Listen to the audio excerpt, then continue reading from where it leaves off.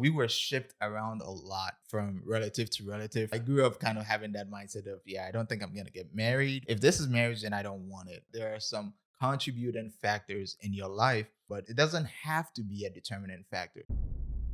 All right, guys, welcome back. Welcome back to the Vows and Voices podcast. So, today we are going to be talking about broken homes, healing from broken homes, creating a life that you are going to be proud of despite your background, despite your upbringing. So, we hope that you stick around. Today, we are going to talk about Jeremiah's story and navigating, a little bit through his mind and how he became who he is today, or how he's becoming who who he was, who he is to be proud of, and creating the life that he wants for himself and his family. So, hi Jeremiah, welcome. Hola. Yes, I am here, guys. I am here. Yeah, welcome back to the show. Yeah. And today, like Oge said, we're talking about my story coming from a broken home. And both of us came from broken homes. So how do we end up at a point where we are getting married and being married? We're navigating this whole thing. So how do we get here? And today's my story. And the next episode, Oge will deal with hers as well. So me, where do I begin? So it all started. There was a bright light. No. Okay. So I was born and raised in Ghana, West Africa, October 31st, 1996. And as far as I can remember, I've never seen my parents together in marriage. I don't know when officially the separation happened. I don't know if there was a separation and then a divorce or if everything happened at once. But as far as I can remember, I've never seen them married. So but they were married at some point. Yeah, they All were right. All married, right. but then whatever happened happened, and we're not really here to get into the history of that. But growing up, I remember my dad being very strict on me as the boy, but he really treated me as a man. Even before I was 10 years old, my dad would let me into his plans and help me understand responsibilities as a man. And a lot of it would also come from a place of feeling alone. And at the time, of course, I couldn't tell, but now looking back, I mean, things like him showing me how to cook, because he would say things like, well, you don't want to depend on a woman to cook for you, you have to know how to cook for yourself. Now, yes, cooking for yourself as a guy is a good thing, but the place it was coming from wasn't necessarily healthy. That, oh, I need to, Independent. It was yeah, I need to more be very independent. And so even if I get married or if I don't get married, I'm okay because I can cook for myself. And it was just little things like that that were sowing these seeds of self-sufficient. yeah, self-sufficiency, and maybe not being super interested in even having a marriage partner or a wife, because I saw what it did to my dad, and I saw a lot of the struggles that he went through trying to provide for two kids, myself and my sister, and working and trying to make sure that we were good. And so we were shipped around a lot from relative to relative, from family friend to family friend, or my dad's friend to another. And we weren't really stable, especially when we were home for vacation. So again, not necessarily the best for a child to come up in, but I can't fault my dad for that, because my dad is someone that I really hold in high esteem. And I know that he did his best, and circumstances were just what they were. But as far as what it did to me, well, yeah, I grew up kind of having that mindset of, yeah, I don't think I'm gonna get married, because if this is marriage, then I don't want it. If this is how married couples end up, then I don't want it, because why would I want to go through all of that? And that led me to just not necessarily being interested in pursuing that. But fast forward, I moved from Ghana at the age of 18 to live with my mom, who's in the States at this point. And so I grew up with my dad and my sister, and at 18 I moved to be my mom.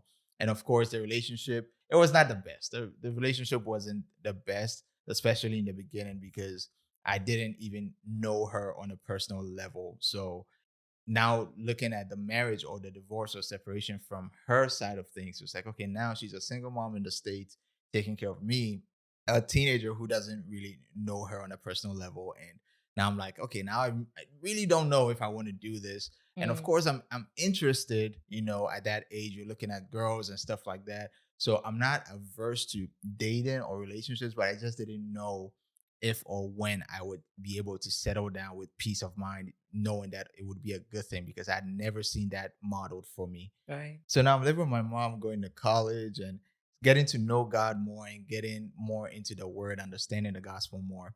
And the more I understood the gospel, the more I got to know God, the easier it was for me to trust him with my life and with anything that was in my life.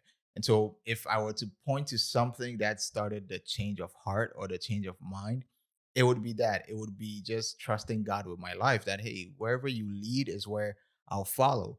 And of course, when you're following God like that, He's going to lead you into the very same things that you're uncomfortable with, the Right. very same things that you don't feel like you can handle. Right. But that's what happened. And so God just started to change my heart and my mind towards marriage. And I couldn't tell you exactly how He did it. All I know is as I kept following Him step by step, with every decision that I would make, even in different areas of my life. Like I was supposed to go to med school, but I changed my mind based on what God was leading me to do. Decisions like that helped me just learn to trust Him.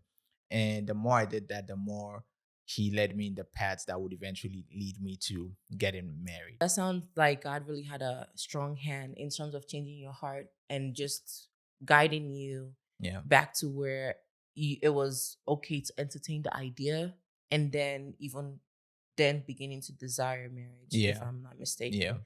Right, right. And so now how do you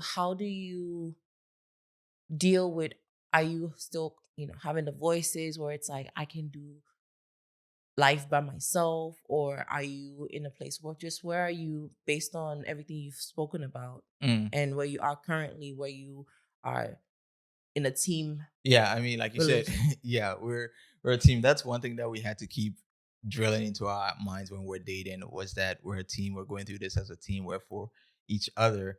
But I wouldn't say that the struggle is as bad as it was when I was growing up because Right. obviously I am married. Mm. Um, but I would say that there are moments, there are situations that's like I'll even tell you like, hey, I got it when I feel like it's gonna inconvenience you or I I'm learning, let me put it this way, I'm learning to ask for help Right. because you were even surprised because you're getting used to the soft life of like my husband doesn't ask me to do anything. So if I need to grab something from the room and you're just now coming out of there or you're heading there, whatever, I wouldn't even tell you to go do it. I would get up and go do it. And then recently I started asking you for stuff and you're like, wait, like why are you gonna start asking me for stuff? Why don't you do it anymore? I'm like, no, this is the process. This is me Yeah. unlearning that I am self-sufficient and I can do anything. And like now, even if I don't feel like doing something, I find it easier to ask you to help me with it. Hmm. So that's definitely been a way that I've seen the mindset shift, and Hmm. also a lot of content that I've been listening to. Like recently, I listened to Myron Golden, who is like a Christian business entrepreneur slash teacher on YouTube Slash coach. slash coach, yeah.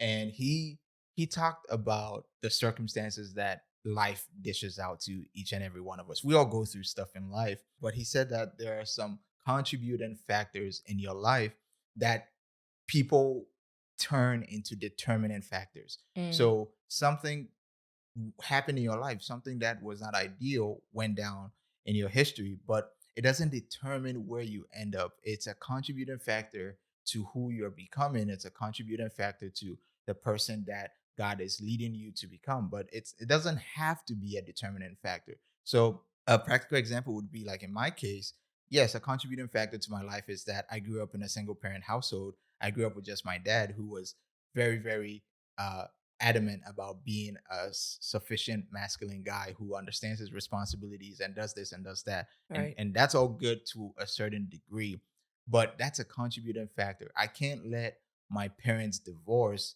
now determine how I view marriage. I can't let it determine how I view relationships. I can't Right. let it determine how successful my marriage will be Right. because it just contributed to my life. Now I can take that situation and be like, okay, this is what I grew up in, but what can I learn from it?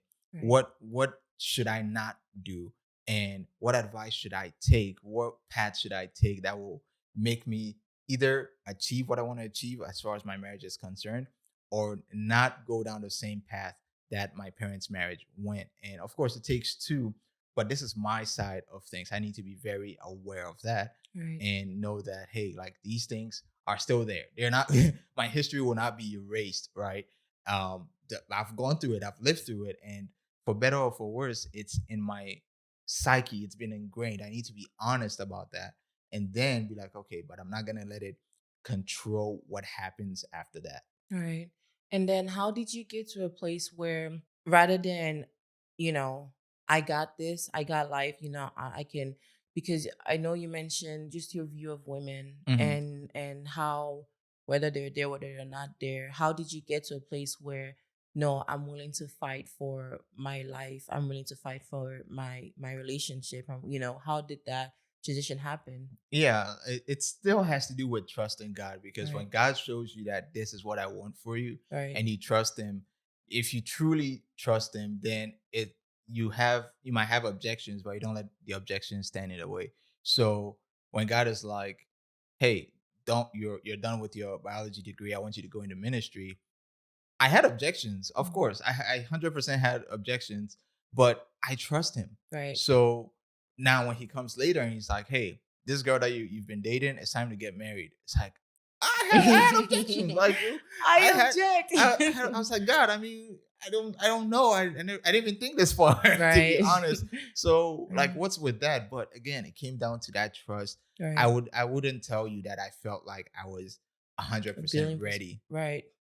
which is a myth when it comes to a lot of the people who talk about, oh, they're getting ready for marriage. It's like, oh, when do I know that I'm 100% ready? You won't know. You're right. You won't know that you're 100% ready because you will not be 100% ready. Right. To be 100% ready would mean that there's no more growth left. Right. There's nothing else you could learn. There's nothing new that could change you or change your mind or remold you in a different way. And that's not true. So that's what I would say happened. It was strictly just trusting that if God is saying I should do this, then he got me. And if I submit to his spirit, then his spirit got me as well. As long as I'm not stubborn and Right. I allow him to change my mind on Right. certain things, I allow him to show me where I've been affected Mhm. because I was blinded to those things. I mean, before we started dating and getting engaged and then getting married, I was blind to a lot of things that like were issues, right? Right. And it would take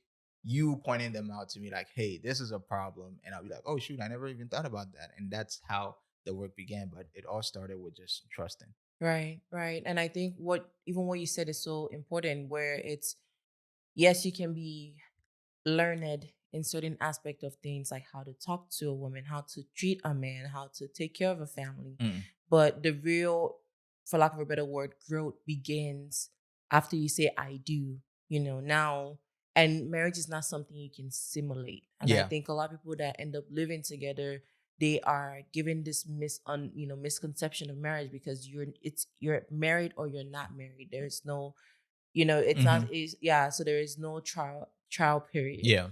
and everything. So the real dying to self when it comes to your marriage begins after the covenants Mm. of, you know, marriage is formed, Right. Right. right? Yeah. Agreed. 100% agreed. Sometimes our past prepares us for a particular path, but then Mm. Jesus comes and reorients us to where he originally designed for us to be, the life that he Mm. originally showed us, the vision and that fills us with fulfillment. Mm. And it's important to know when that pivot is. Yeah. Pivot. We Yeah. hope that you're able to get something that you can apply and really think about when it comes to your life as it stands right now and what you really want Yeah. amidst all the things that had happened in your past, and really think about what you want for your life Yeah. and Yeah. be What brave enough to go for it. Yeah, one huge lesson that I'll end out with is I've come to understand that just because we come from a broken home, it doesn't again determine where we end up. So broken homes don't necessarily have to end up in broken people. Right. The circumstances we grew up in don't have to turn us into those same things that or those same people that produce those circumstances because then you never break the cycle. The cycle just keeps repeating itself. So that's Right. the last thing that I'll end out with. But did you know, babe, that I used to be a baker, but I couldn't make enough dough. All right, guys. We'll talk to y'all next time. Y'all can connect with us and ask us any questions through our social media at Vows and Voices Podcast on Instagram and TikTok, or email us vowsandvoicespodcast@gmail.com. So we'll see y'all next time. Take care. Bye. Bye.